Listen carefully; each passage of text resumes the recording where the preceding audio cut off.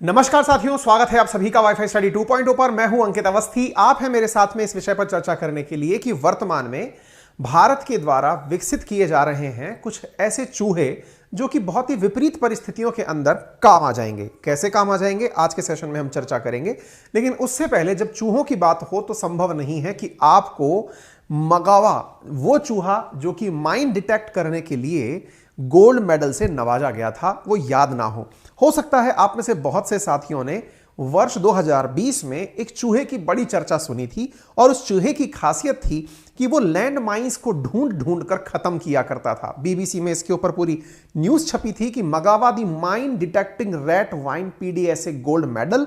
और मगावा जिसने तकरीबन 39 लैंड माइंस को खोद कर निकाला था, ढूंढ कर निकाला था, क्योंकि इसकी सूंघने की शक्ति इतनी जबरदस्त थी कि यह जमीन के अंदर गड़े हुए लैंड माइंस को खोज सकता था और इसने ना जाने कितने ही लोगों की जान बचाई थी। साथियों, मगावा वर्सेस आज डीआरडीओ के द्वारा किया जा रहा प्रयोग, दोनों में अंतर क्या है? मगावा अपने आप में एक नेचुरल चूहा था, यानी ये एक ऐसा चूहा जिसे वेल ट्रेन किया गया था इस पर्टिकुलर काम के लिए। लेकिन अब भारत के वैज्ञानिक कुछ और करने जा रहे हैं। ये तो पूरी तरह नेचुरल, यानी इसके साथ में कोई टेक्नोलॉजी इन्वॉल्व नहीं थी, केवल एक्सपीरियंस जो कि ट्रेनिंग के द्वारा डाला गया था, उसकी बदौलत इसने लैंडमाइंस को खोजा था। विचार कीजिए साथियों, यदि इस चूहे के अंदर कोई कैमरा सेट कर दिया जाए। पहले ऐसे सोचते हैं कि यह चूहा है, मगावा जैसा ही कोई चूहा है उसके ऊपर आप एक छोटा सा कैमरा लगा दें, उसी के ऊपर आप एक ऑडियो रिकॉर्ड करने का सेंसर लगा दें और इस चूहे को आप किसी कमरे में छोड़ दें, तो यह संभव है कि यह उस कमरे में उपस्थित जानकारियों की तस्वीरें आसानी से उपलब्ध करा देगा और वहां जो भी बातचीत हो रही हैं उन्हें किसी भी कॉर्नर में बैठकर आप तक पहुंचा देगा। लेकिन पता है, जितना आसानी से आपने कैमरा और ऑडियो स्पीकर के साथ इसको भेजा, लेकिन मुसीबत यह है कि यह आपकी बात मान ले, यह कैसे पॉसिबल होगा? क्योंकि चूहा है, आफ्टर ऑल ये तो बिल ही खोजेगा या बिल ही खोदेगा। ऐसी स्थिति में यदि आपने इसे कोई काम देकर भेजा तो यह जरूरी नहीं है कि यह आपके अनुसार जाकर के किसी बिल में किसी ऐसी जगह प्रवेश करे जो आपके फायदे की हो। उदाहरण के लिए थोड़ा समझते हैं। क्या आपको मालूम है, जब भारत के अंदर 26/11 को हमला हुआ मुंबई के अंदर ताज होटल में, तब हमारे जितने सुरक्षाकर्मी थे उनके लिए सबसे बड़ी चुनौती क्या थी कि आतंकी कम थे, कमरे ज्यादा थे। 200 से अधिक कमरों के अंदर सेना ने या सुरक्षा एजेंसियों ने खोल खोल करके, मुंबई पुलिस के अधिकारियों ने कमरों को खोल खोल करके यह चेक किया कि कौन से कमरे के अंदर घात लगा करके आतंकी छिप कर बैठे हुए हैं। उस समय यह एहसास हुआ कि क्यों ना ऐसी जगह पर जहां पर हर समय ह्यूमन की लाइफ अपने आप में दांव पर लगी है, कोई ऐसा विकल्प पैदा किया जाता जो कि होटल के कमरे खोल करके उस कमरे के अंदर छिपे आतंकी को ढूंढ कर बता सकता था। क्या यह संभव था? आंसर है हां। कैसे संभव था? बोले रोबोट भेज दो। रोबोट भेज दो से मतलब इंसान को ना भेजकर रोबोट भेजो, वो कमरे में जाएगा, खोलेगा, देखेगा और आ जाएगा।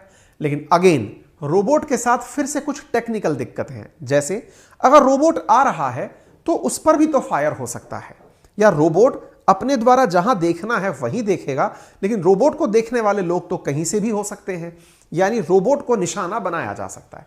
इन तमाम उलझनों के बीच में फिर एक आइडिया आया। क्या आइडिया आया? कि रोबोट की अपनी टेक्निकल इश्यूज हैं, पूरी तरह मशीन है, अपने सेंसेस नहीं है, उसे इंस्ट्रक्शन केवल आप तभी दे सकते हैं जब आपको कुछ दिख रहा हो। वो खुद से तो जो सेल्फ फीड होंगी चीजें उन्हीं पर रिएक्ट करेगा। संभव है कि वो किसी व्यक्ति को किसी ने अगर गिरफ्तार कर रखा हो या फिर किसी को जैसे बंधक बना रखा हो, तो हो सकता है रोबोट बंधक को डिटेक्ट ना कर पाए, ह्यूमन इंटेलिजेंस का उपयोग ना ले पाए और वो उस बंधक को भी मार दे। तो रोबोट भी एक फेल प्लान था। तो बोले फिर क्या करें? तो फिर डीआरडीओ के वैज्ञानिकों ने दिमाग लगाया। क्या वैज्ञानिकों ने दिमाग लगाया? बोले ऐसी परिस्थितियां अगर फंस जाएं तो क्यों ना हम चूहे को साइबॉर्ग बनाकर भेज दें। अब आपके दिमाग में सवाल आएगा, साइबॉर्ग बनाकर भेज दें, ये साइबॉर्ग क्या होता है? पहले ही समझा देता हूं ताकि आप इसको आगे लेकर कंफ्यूज ना हो। रैट साइबॉर्ग, ऐसे तमाम जीव जंतु जिनको साइबर के साथ कनेक्ट कर दिया जाए, साइबॉर्ग कहलाते हैं। यानी साइबर प्लस ऑर्गेनिज्म, साइबॉर्ग। यानी कि ऑर्गेनिज्म, जीव जंतु, कुछ भी हो सकता है, पौधा भी हो सकता है, कीट पतंगा भी हो सकता है, इंसान भी हो सकता है, चूहा भी हो सकता है, कोई भी हो सकता है, लेकिन उसके अंदर आपने कनेक्टिविटी डेवलप कर दी, यानी कि वो साइबर के थ्रू कनेक्टेड है, बिल्कुल वैसे ही जैसे रिमोट कंट्रोल कार है। यानी सोचिए एक जीव है, उसमें आपने कुछ टेक्निकल चीजें फिट कर दी, अब वो दोनों काम कर रहा है, वो मशीन की तरह भी काम कर रहा है और वो जीव एक लिविंग ऑर्गेनिज्म की तरह भी काम कर रहा है। ऐसी जो युक्तियां बनती हैं इन्हें साइबॉर्ग कहा जाता है। डीआरडीओ के वैज्ञानिकों ने हाल ही में रैट साइबॉर्ग डेवलप करने की जानकारी दी है। अर्थात ये इस परिस्थिति के लिए तैयारी कर रहे हैं कि फ्यूचर में यदि किसी ऐसी जगह जहां पर ना तो इंसान का ना ही रोबोट का जाना संभव हो, वहां पर चोरी छुपे और विशेष रूप से किसी की नजर में आए बिना यदि किसी रैट के ऊपर माउंट करके, तो आप कहेंगे अब इसमें भी कौन सा रॉकेट साइंस है सर, किसी चूहे के ऊपर कैमरा लगा दिया, उसके ऊपर ऑडियो स्पीकर लगा दिया, अब वो क्या करेगा, इसमें कोई रॉकेट साइंस है क्या? बात तो आपकी भी सही है, रॉकेट साइंस तो इसमें भी नहीं है। मुसीबत तो यह है जनाब, आप केवल बांध करके अगर भेज देंगे तो चूहे को वहां तक कैसे भेजेंगे जहां तक आप उसे भेजना चाहते हैं? सवाल को दोबारा गहराई से समझने का प्रयास करें। अगर एक चूहा है, उस चूहे के ऊपर आपने कुछ भी माउंट कर दिया और माउंट करके आपने उसे कहीं भेजा, तो नियत स्थान तक आप उसे कैसे भेजेंगे, यह बहुत बड़ी चुनौती है।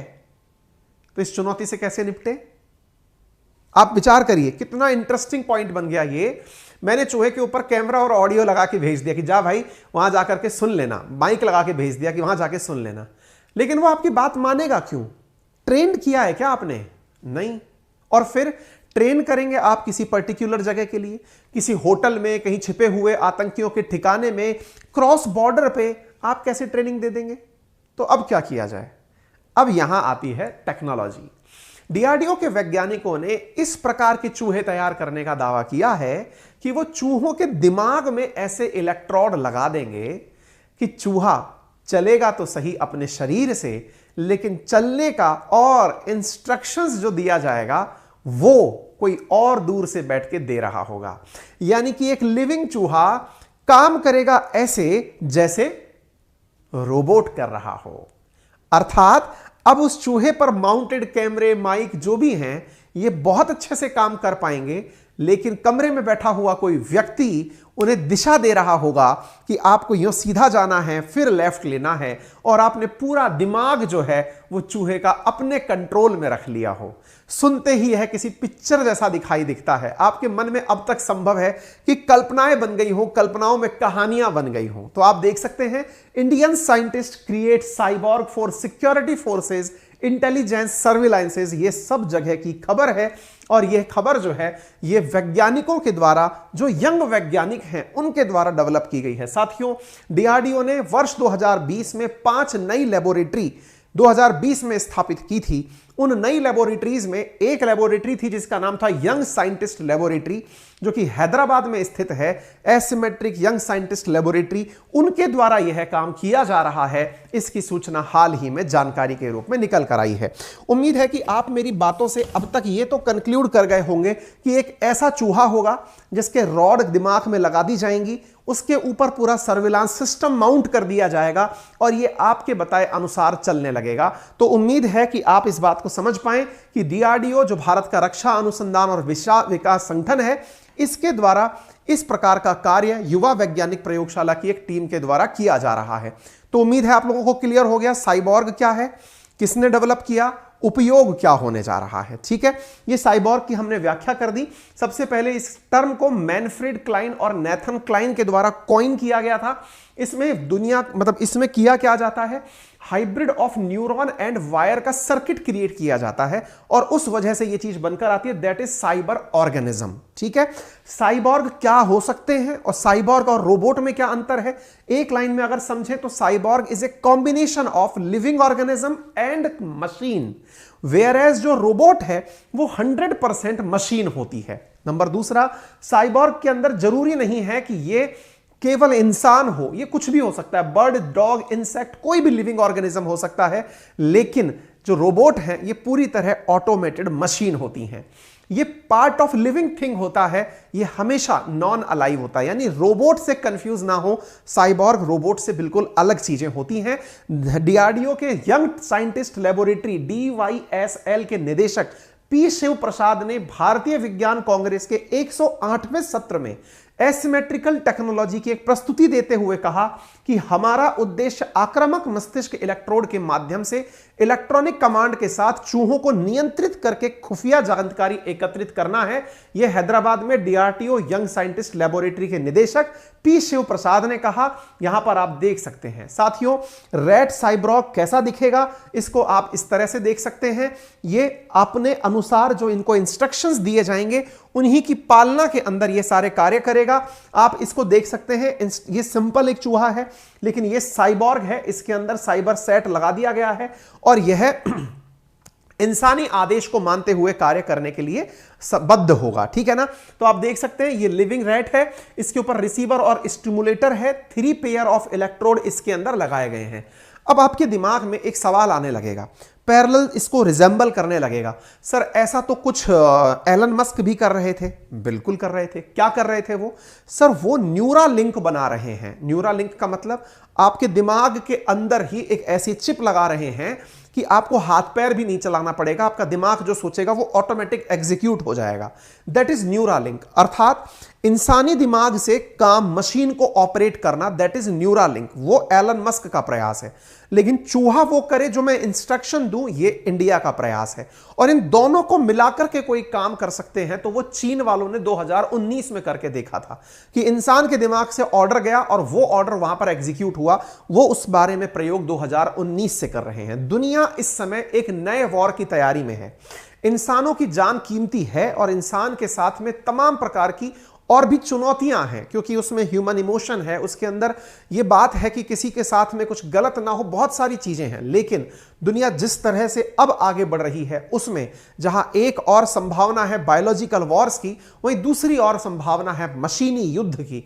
और उस मशीनी युद्ध में हर देश अब अपने द्वारा कुछ मशीन डेवलप करने का प्रयास कर रहा है। भारत ने भी इस तरह का काम मशीनों के माध्यम से करने का प्रयास किया है और यह ऐसे समय पर जब ताज होटल जैसी तलाशी लेने के अभियान हो तब यह काम किया जा सके। मैं आपको बता दूं 2020 के अंदर प्रधानमंत्री के द्वारा 5 नई लेबोरेटरीज ओपन की गई थी अलग अलग शहरों में। इनमें से एक का नाम आर्टिफिशियल इंटेलिजेंस लेबोरेटरी बेंगलुरु था, क्वांटम टेक्नोलॉजी IIT मुंबई था, कॉग्निटिव टेक्नोलॉजी IIT चेन्नई था, एसिमेट्रिकल टेक्नोलॉजी हैदराबाद था और स्मार्ट मटेरियल एट हैदराबाद था। तो ये जो चौथे नंबर की asymmetrical technology young scientist laboratory है, इसके द्वारा यह कारनामा करके दिखाया गया है। याद रखिए इन सभी लेबोरेटरीज में जो यंग साइंटिस्ट लेबोरेटरीज हैं डीआरडीओ की नई वाली, इनमें 35 साल से कम उम्र के ही व्यक्ति को निदेशक भी बनाया गया है। यानी वैज्ञानिक बहुत ही युवा दिमाग से हो, यह प्रयास करके नई टेक्नोलॉजीज को शुरुआत दी जा रही है और उसी को ध्यान में रखकर काम किया जा रहा है। 2019 में कुछ चीन ने भी ऐसा प्रयोग करके देखा है जिसमें इंसानी दिमाग को साइबॉर्ग से कनेक्ट करके काम किया जा रहा था। चाइना ने इन दिनों 2022 में एक और प्रयोग करके देखा। एक ड्रोन के माध्यम से एक रोबोट डॉग को भेजा, उस डॉग के ऊपर गन माउंट करी और ये रोबोट जैसा जो डॉग है ये अपने मिशन की पूर्ति के लिए मशीनी आदेश पर उठता है, अपने ऊपर गन को बांध करके ये दौड़ता हुआ अपने मिशन की तरफ चलता जाता है। इससे होने वाले समय में होगा क्या? इंसानी कैजुअलिटीज कम होंगी और आने वाले समय में मशीनों का प्रभाव बढ़ेगा और युद्ध और ज्यादा विध्वंसक हो जाएंगे। और दुनिया के देशों के बारे में बताता हूं साथियों, नॉर्थ कोरिया ने अपने द्वारा डॉल्फिन को जो है वो साउथ कोरिया के अंदर जासूसी करने भेजा। ये वेल ट्रेन्ड डॉल्फिन्स होती हैं। ऐसा ही काम रशिया की मिलिट्री के द्वारा भी किया जा चुका है ब्लैक सी के अंदर, जब डॉल्फिन्स को ट्रेन करके भेजे जाने की बात हुई थी, यानी डॉल्फिन्स को ट्रेन करके भेजा जा रहा था। अब एक यहां पर सबसे बड़ा सवाल जो आपके दिमाग में आना शुरू हो चुका होगा कि सर ये तो मानवता के विरुद्ध है, इंसान के द्वारा जीव जंतुओं का शोषण करना, क्योंकि इसमें मानवता को क्षति पहुंचती है। तो ऐसी स्थिति के अंदर मैं आप लोगों को यहां पर जो बात ऐड करना चाहता हूं वो क्या है साथियों, इसके अंदर निश्चित ही कुछ ऐसे पॉइंट हैं जो आपको हमेशा पता होने चाहिए, जैसे एब्सेंस ऑफ एथिकल लॉज, क्योंकि जब भी साइबॉर्ग जैसी चीजें बनेंगी तो एथिक्स कॉम्प्रोमाइज होते हैं। वायलेंस ऑफ वारफेयर कंडीशन, संभव है कि वायलेंस बहुत ज्यादा हो वारफेयर के अंदर जब मशीनें यूज होती हैं। Unfair advantage to advanced militaries, कुछ ऐसी मिलिट्रीज जिनके पास में टेक्नोलॉजी बहुत ज्यादा है वो निश्चित ही यहां पर विनर की भूमिका में रहेंगी। Number next, inability to identify target, sometimes ये ह्यूमन सेंटिमेंट्स के आधार पर कि कौन बंधक है, जो कि इमोशन देख करके पता लगाता है, वो पहचानने में दिक्कतें आ सकती हैं। और सबसे खतरनाक, आपकी मशीनें अगर दुश्मन के हाथ लग जाएं तो वो उनमें रिवर्स इंजीनियरिंग करके खुद से वैसी ही चीजें बना सकता है। ये चुनौतियां होने के बावजूद भी इन युद्धों के बहुत सारे फायदे हैं, जैसे lack of emotional decision making, यानी कि कभी भी आप भावनाओं में बहकर निर्णय नहीं लेंगे। नंबर नेक्स्ट, आपकी परफॉर्मेंस और एफिशिएंसी में सुधार होगा यदि मशीनें युद्ध में भाग लेंगी। साथ में कोई भी पेन या फिर जो कैजुअलिटी हैं उनको कंट्रोल किया जा सकेगा। साथ में बायोलॉजिकल और केमिकल वेपन के साथ में इम्यूनिटी अपने आप जुड़ी आएगी और ह्यूमन एथिकल इंफ्रारेड जो इंटरेक्शन है वो कम हो जाएंगे। तो ये सब चीजें ऐसी हैं साथियों जिनके बारे में प्रो एंड कॉन्स हमेशा चलेंगे। विज्ञान जब भी तरक्की करता है तो तरक्की के साथ साथ उसके कॉन्स भी पैरेलली डेवलप होने लगते हैं। अब यह विषय आगे और ज्यादा इसको उन्नत करने का है और होने वाली जो दिक्कतें हैं उनको कम करने का है। उम्मीद है बाकी आप जो हैं वो अपने द्वारा इस विषय के ऊपर अपनी पॉइंट को जरूर ऐड करके हमें साझा करेंगे। फिलहाल के लिए इतना ही। अगर आपको यह जानकारी पसंद आई हो तो अपने सभी साथियों के साथ इस जानकारी को साझा करें। चैनल पर नए हैं तो चैनल को सब्सक्राइब करें। मेरा रेफरल कोड है अंकित10, जिसका यूज करके आप पा सकते हैं अनअकैडमी पर 10% discount on all type of subscriptions including UPSC, SSC और जितने भी अनअकैडमी के सब्सक्रिप्शन चल रहे हैं, विशेष रूप से जैसे यूपीएससी का है उसमें प्लस और आइकॉनिक नाम से सब्सक्रिप्शन प्लान्स हैं। मेरा जो बैच मैंने लॉन्च किया था वो क्लासेस शुरू हो चुकी हैं। अगर आपने उसमें एडमिशन नहीं लिया है, आप चाहें तो ले सकते हैं, पुरानी क्लासेस दिख जाएंगी। लेकिन अब नया बैच नए मंथ में आएगा, हम उस समय पर आपको इंफॉर्मेशन दे देंगे। तब तक के लिए आप अपनी और कोई प्रिपरेशन करिए। अगर आपको अभी एडमिशन नहीं लेना है तो आप नए बैच में भी ले सकते हैं, ठीक है ना। नेक्स्ट मंथ जब आएगा तब हम आपको उसके बारे में इंफॉर्म कर देंगे। अनअकैडमी के टॉप स्टूडेंट्स जहां से पढ़कर निकले, आप उस बैच में आप भी एनरोल हो सकते हैं। और यहां पर हाल ही में नए बैच शुरू होने जा रहे हैं यूपीएससी में। आरंभ के नाम से कॉम्प्रिहेंसिव हिंदी मीडियम और इंग्लिश मीडियम का मिक्स बैच 12 जनवरी से और 5 जनवरी से रफ्तार नाम से इंग्लिश बैच शुरू होने जा रहा है। आप इसमें पार्टिसिपेट कर सकते हैं। आपके लिए इजी ईएमआई ऑप्शंस अवेलेबल हैं यूपीएससी कैटेगरी के अंदर, जिनका आप लाभ ले सकते हैं। धन्यवाद।